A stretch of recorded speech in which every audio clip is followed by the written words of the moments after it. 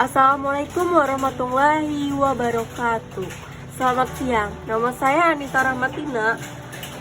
Saya akan menjelaskan secara ringkas mengenai sel. Sel sendiri pengertiannya ialah kumpulan materi paling sederhana yang dapat hidup dan merupakan unit penyusun semua makhluk hidup. Sementara itu, sel sendiri tersusun atas komponen-komponen yang disebut organel. Yang pertama kita akan membahas mengenai sel prokaryotik dan sel eukaryotik. Sel prokaryotik ialah kelompok sel yang tidak mempunyai membran inti dan sistem endomembran. Sedangkan sel eukaryotik merupakan kelompok sel yang memiliki membran inti dan sistem endomembran. Selanjutnya mengenai sel hewan dan sel tumbuhan. Yang membedakan sel hewan dan tumbuhan yang paling mendasar yaitu tumbuhan memiliki dinding sel, sementara hewan tidak memiliki dinding sel. Tumbuhan hanya bisa melakukan gerakan-gerakan kecil dan halus, sementara hewan bisa melakukan gerakan yang sangat aktif. Organel-organel sel meliputi sebagai berikut: ribosom, retikulum endoplasma, badan Golgi, lisosom, mitokondria, sentriol, badan mikroplastisida, dan yang terakhir vakuola dan sitoskeleton.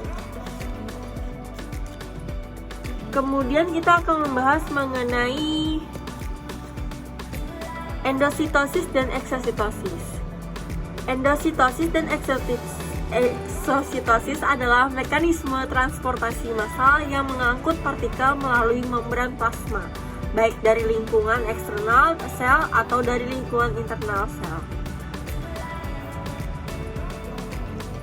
Perbedaan dari keduanya ialah eksositosis, yaitu mekanisme dari kedua molekul dan benda-benda lain yang terlalu besar untuk melewati membran sel. Sedangkan endositosis merupakan mekanisme membawa molekul masuk ke dalam sel. Endositosis dan eksositosis merupakan transport aktif.